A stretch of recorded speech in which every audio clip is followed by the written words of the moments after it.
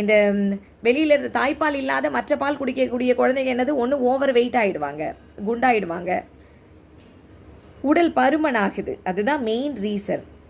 அந்த அளவுக்கு வலுவாக இருக்க மாட்டாங்க அப்படின்னு சொல்கிறாங்க.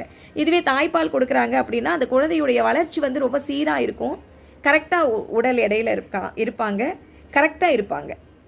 புத்தி கூர்மை வந்துட்டு ரொம்பவே நல்லா இருக்கும். யார்? இந்த தாய்ப்பால் கொடுக்கக்கூடிய குழந்தைகளுக்கு. மூளை வளர்ச்சி வந்துட்டு அந்த மூளை வளர்ச்சிக்கு தேவையான கொழுப்பு அமிலங்கள்லாம் கரெக்டாக இருக்கும். அது தாய்ப்பால் கொடுக்கறதுனால தான் அதெல்லாம் கிடைக்கிது அப்படின்னு சொல்கிறாங்க. அதனால் கம்பல்சரி வந்துட்டு தாய்ப்பால் கொடுத்துருங்க. தாய்ப்பால் வந்து கொடுக்கும் பொழுது ரொம்ப டென்ஷனாக அழுதுட்டு புலம்பிட்டு அப்படி இருக்கக்கூடாதாங்க. சில டைம் அவங்க உடல் நலம் சரியில்லாமல் இருக்கும், இல்லை வீட்டில் ஏதாவது வேலை படலை அப்படின்னு ஏதாவது பிரச்சனைகள் வரும். இது மாதிரி தேவையில்லாத விஷயங்கள், குடும்பம் தானே, எல்லாம் நடக்கும் இல்லையா? அது குடும்பத்தில் இருக்கக்கூடிய உறுப்பினர்களும்